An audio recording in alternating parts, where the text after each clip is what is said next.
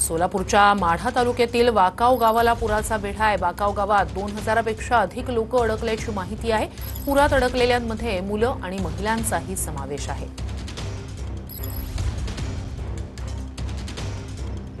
गावाला पाण्याचा वेढा 24 तास होऊन उलटलेले आहेत। बऱ्याच जणांचे संसार पंच पूर्ण पाण्यात गेलेले आहेत। आपण पाहताय हा कुठला ओढा नसून गावचा रस्ता आहे। पूर्ण घरं सगळी पाण्यात गेलेली आहेत। आपण पाहताय ज्या ठिकाणी उभा आहे ते गावाचे मध्यवर्ती ठिकाण असून पूर्ण रस्ता घरं पाण्यात गेलेली आहेत।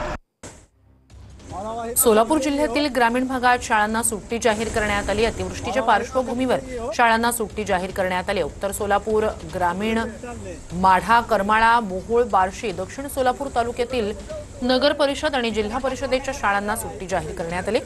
सोलापूर जिल्हा प्रशासनानं हा निर्णय जाहीर केलाय।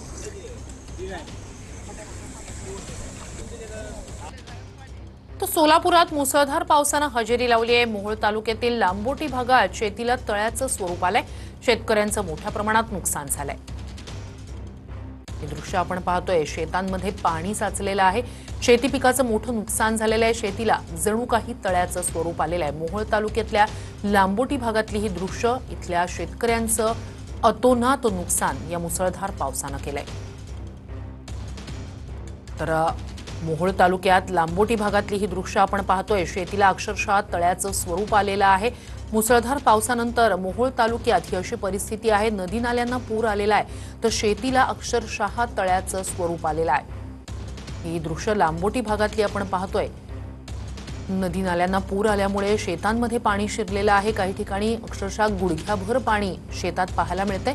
शेतीला जणू काही तळ्याचं स्वरूप आलेलं आहे। ही शेती पिकांची दृश्य आपण त्या ठिकाणी पाहतोय। अधिक या सगळ्या संदर्भात जाणून घेऊया आपले प्रतिनिधी सागर सुरवसे यांच्याकडनं। सागर, ही दृश्य लांबोटी भागातली, मात्र एकंदरीतच मोहोळ तालुका असेल किंवा जिल्ह्यात आत्ताची नेमकी परिस्थिती काय? श्रुती, आपण पाहिले की खरं तर गेल्या 2 ते 3 दिवसांपासून मोठ्या प्रमाणात सोलापूर जिल्हा असेल किंवा धाराशिव आणि बार्शी भागामध्ये जो आहे तो मोठ्या प्रमाणात पाऊस होतोय आणि या पावसाचा परिणाम जो आहे तो आपण पाहतोय सीना नदीवरती होताना आपल्याला पाहायला मिळतोय। ही सीना नदी आहे, मोहोळ तालुका असेल, माढा तालुका असेल आणि दक्षिण सोलापूर या सोलापूर जिल्ह्यातल्या 3 तालुक्यातून वाहते। आणि आपण जर पाहिलं तर या सीना नदीने आता रौद्र रूप असं धारण केलेलं आपल्याला पाहायला मिळतंय। या नदीकाठची संपूर्ण शेती जी आहे ती देखील पाण्याखाली गेलेली आहे। जवळपास या सीना नदीमध्ये 2 लाख क्युसेक्स वेगाने जे पाणी आहे त्या ठिकाणी सोडण्यात आलेलं आहे आणि त्यामुळे या सीना नदीला मोठ्या प्रमाणात महापुराची परिस्थिती जी आहे ती निर्माण झालेली आहे। खरं तर आपण पाहिलं की गेल्या 2 ते 3 दिवसांपासून सीनेने रौद्र रूप धारण केलेलं आहे, मात्र आज पहाटेपासूनच मोठ्या प्रमाणात पाणी जे आहे ते नागरिकांच्या घरात असेल, शेतामध्ये असेल ते या ठिकाणी घुसलेलं पाहायला मिळतंय। खरं तर माढा तालुक्यातल्या वाकावमध्ये मोठ्या प्रमाणात नागरिक जे आहेत ते देखील अडकून पडलेले आहेत। वाकाव असेल, उंदरगाव असेल, त्याचबरोबरनं मोहोळ तालुक्यातल्या आष्टे गावामध्ये देखील जवळपास 15 ते 16 लोक जे आहेत ते गावामध्ये अडकलेले आहेत आणि संपूर्ण गावाला पाण्याने जो आहे तो वेढा दिलेला आहे। खरं तर प्रशासकीय व्यवस्था जी आहे या ठिकाणी आहे।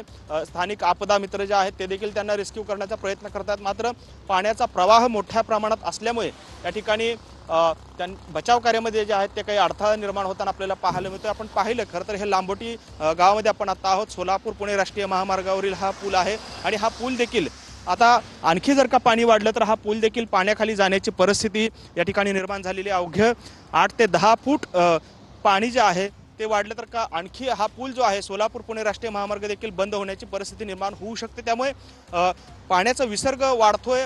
खरं तर धाराशिवमध्ये भूमपरांड्यामध्ये मोठ्या प्रमाणात पाऊस होतोय आणि त्या ठिकाणाहून सीना कोळेगाव धरण असेल, खासापूर धरण असेल, हे खरं तर मध्यम प्रकल्प आहेत आणि यामधून मोठ्या प्रमाणात विसर्ग जो आहे तो या ठिकाणी सुरू आहे आणि या 2 ते 3 प्रकल्पांमधून जवळपास 2 लाख क्युसेक्स इतकं वेगाने पाणी जे आहे ते सीना नदी पात्रामध्ये सोडण्यात येते। त्यामुळेच सीना नदी असेल, या सीना नदीवरील माढा त्याचबरोबर मोहोळ भागातले कोल्हापूर पद्धतीचे बंधारे आता ओव्हरफ्लो झालेले आहेत।